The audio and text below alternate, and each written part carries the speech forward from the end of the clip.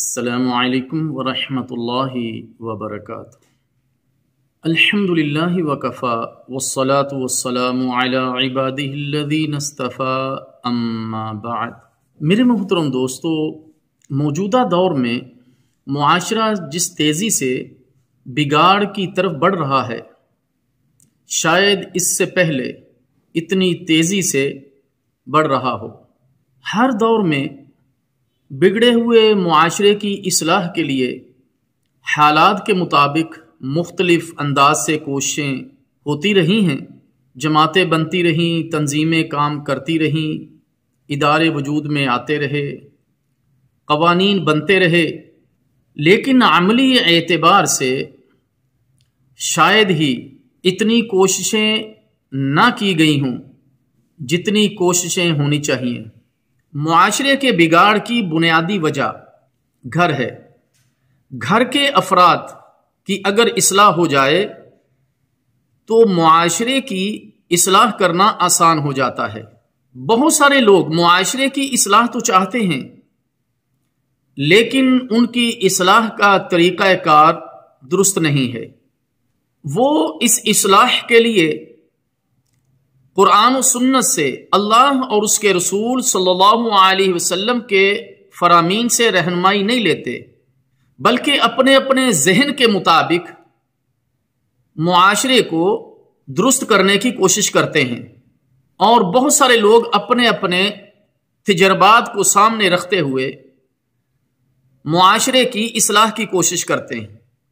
یہ ذہن میں رکھیے کہ دنیاوی تجربات، دنیاوی ادارے، دنیاوی قوانین یہ لوگوں کے خود بنائے ہوئے ہیں۔ اس سے معاشرے کے اندر مزید بگاڑ پھیلنے کا خطرہ پیدا ہو جاتا ہے۔ ایک مسلمان کے لیے مشعل راہ قرآن و سنت ہے، اللہ اور اس کے رسول صلی اللہ علیہ وسلم کے فرامین ہیں، یعنی قرآن و سنت۔ چنانچہ اس کے قوانین عین فطرت کے مطابق ہیں، اور احکامات اتنے ٹھوس اور مضبوط ہیں کہ 1400 سال پہلے سے لے کر آج تک، اور آج سے لے کر قیامت تک کے لیے یہ قوانین چلتے رہیں گے، اور اللہ اور اس کے رسول صلی اللہ علیہ وسلم نے ان کو بنایا ہے تاکہ قیامت تک کے لیے لوگوں کے لیے رشد و ہدایت کا کام کرتے رہیں۔ ان کی ضرورت ہر دور میں اتنی ہی ضروری رہی جتنی کہ نزول کے وقت تھی۔ یہ وہ دین ہے جس نے انسان کو کسی شعبے میں بھی آزاد نہیں چھوڑا، بلکہ انسان کی ہر پہلو میں رہنمائی کی ہے، خواہ اس پہلو کا تعلق گھر سے ہو یا معاشرے سے۔ ہم دیکھتے ہیں کہ قرآن کریم نے معاشرے کی اصلاح کے لیے بنیاد گھر کو بنایا ہے، اور گھر سے بھی پہلے گھر کے سرپرست کو بنایا ہے، اور گھر سے بھی پہلے گھر کے سرپرست کی اصلاح کی تلقین کی ہے۔ چنانچہ اللہ تعالی جل شانہ نے فرمایا، اعوذ باللہ السمیع العلیم من الشیطان الرجیم، یا ایھا الذین آمنوا قوا انفسکم واہلیکم نارا وقودها الناس والحجارة عليها ملائكة غلاظ شديد لا يعصون الله ما أمرهم ويفعلون ما يؤمرون۔ اے ایمان والو، تم خود کو اور اپنے گھر والوں کو اس آگ سے بچاؤ جس کا ایندھن انسان اور پتھر ہیں، جس پر سخت دل مضبوط فرشتے ہیں جو اللہ تعالیٰ کی نافرمانی نہیں کرتے، جو وہ انہیں حکم دے اور وہ کرتے ہیں جو حکم دیے جاتے ہیں۔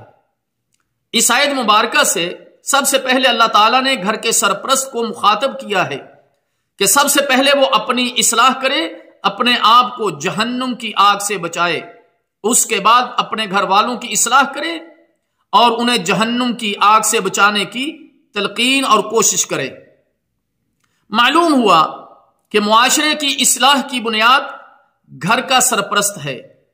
اگر وہ ٹھیک ہو جائے تو پورا گھر جو ہے وہ ٹھیک ہو جاتا ہے، اور ایک گھر اسلامی معاشرے کا منظر پیش کرتا ہے تو یقیناً معاشرے میں اسلام کا رنگ نظر آئے گا۔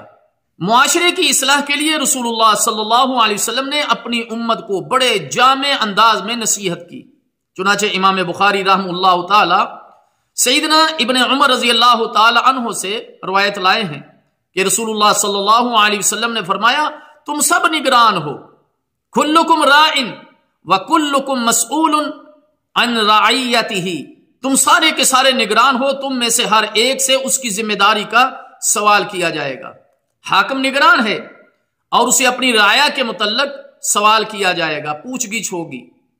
آدمی اپنے اہل خانہ کا نگران ہے اور اسے اپنے متحدوں کے بارے میں پوچھا جائے گا۔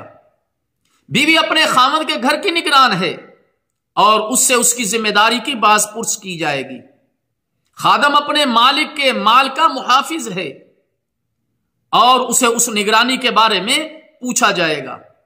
رسول اللہ صلی اللہ علیہ وسلم کے اس فرمان کے بعد مزید کسی وضاحت کی ضرورت نہیں رہتی، لہذا ہم میں سے ہر ایک شخص کو اپنی ذمہ داری سے آگاہ ہونا چاہیے، اور یہ بات ہمیشہ اپنے ذہن نشین کر لینی چاہیے کہ ہم میں سے ہر شخص ذمہ دار ہے اور اس سے قیامت کے دن اس کے ذمہ داری کے بارے میں پوچھا جائے گا۔ اس لیے میرے محترم ذمہ داروں، سرپرستوں، اگر آپ ایک گھر کے ذمہ دار ہیں یا مسجد کے یا علاقے کے سرپرست ہیں یا ملک یا ادارے کے سرپرست ہیں یا کسی کمپنی کے ذمہ دار ہیں، اپنی اصلاح کر لیجئے۔ انشاءاللہ گھر، مسجد، علاقہ، ادارہ، ملک، کمپنی، ہر چیز کی اگر اصلاح ہو جائے گی تو معاشرہ پرسکون ہو جائے گا اور یہ رنگ آپ کو معاشرے میں نظر آئے گا۔ اللہ تعالیٰ جل شانہ سے دعا ہے کہ اللہ تعالیٰ ہمیں سمجھنے اور عمل کی توفیق عطا فرمائے۔ مثالی گھر کے بارے میں مزید دروس آپ احباب کے سامنے انشاءاللہ ہم ذکر کرتے رہیں گے۔ اللہ تعالیٰ سے دعا ہے کہ اللہ تعالیٰ ہمیں سمجھنے اور عمل کرنے کی توفیق عطا فرمائے۔